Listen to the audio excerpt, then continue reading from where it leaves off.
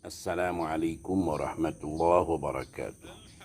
Saudara-saudaraku yang dimuliakan oleh Allah Subhanahu wa taala dengan Islam dan iman. Yang karenanya kita harus bersyukur kepada Allah Subhanahu wa taala.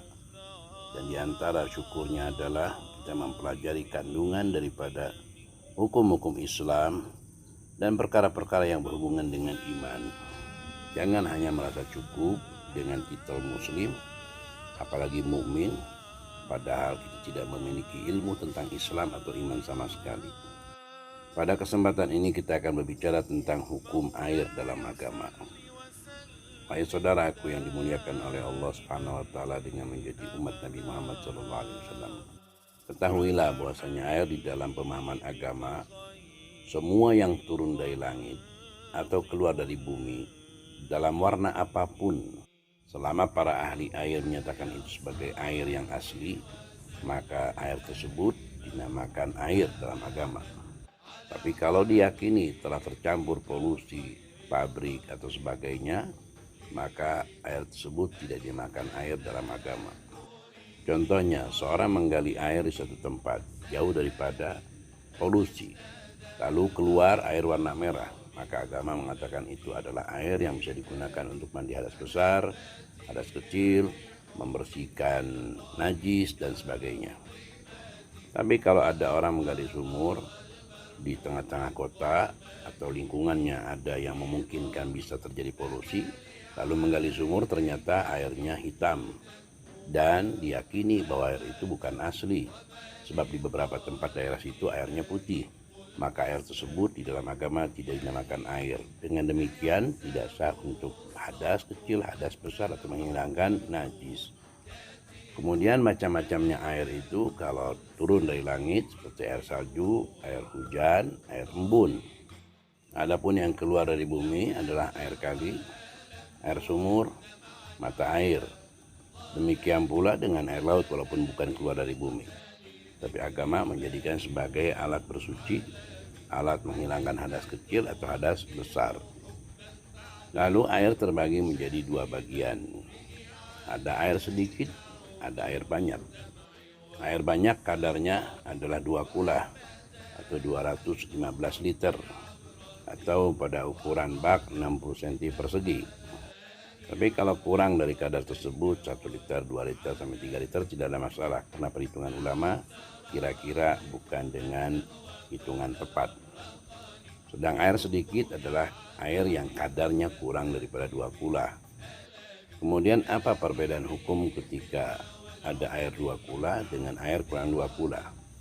Air 2 kula kalau kejatuhan najis dan tidak ada perubahan di dalamnya, baik warnanya atau baunya atau rasanya, seperti kencing, warnanya tidak ada, baunya tidak ada, rasanya tidak ada, maka air yang 2 kula itu tetap suci, mensucikan. Lain lagi kalau air itu kurang 2 kula, maka langsung seketika menjadi najis walaupun tidak ada perubahan sama sekali. Kemudian perlu diketahui bahwa hukum air terbagi menjadi 3. Ada yang suci mensucikan, ada yang suci tidak mensucikan, ada juga air yang mutanajis atau air yang terkena najis. Air suci mensucikan dapat digunakan untuk hadas kecil, hadas besar, juga untuk menghilangkan berbagai macam najis. Adapun air yang suci tidak mensucikan, dia hanya dapat digunakan untuk mencuci piring, mencuci baju, mandi biasa bukan mandi hadas besar, atau lainnya yang tidak berhubungan dengan ibadah. Adapun air yang mutanajis tidak dapat digunakan sama sekali untuk ibadah, tidak untuk wudu, tidak untuk mandi hadas besar, tidak untuk menghilangkan najis, melainkan untuk menyiram pohonan atau memberi minum hewan. Dalam hal ini para ulama juga membagi sifat manusia. Ada yang suci mensucikan, yang mana hal itu diibaratkan dengan amal perbuatan seorang hamba yang dapat memberikan pembersihan kepada dirinya juga orang lain, dapat memberikan manfaat kepada dirinya juga orang lain. Ada yang suci tidak mensucikan, diibaratkan amal-amalnya hanya dapat membersihkan dirinya, adapun orang lain dia tidak mampu melakukannya.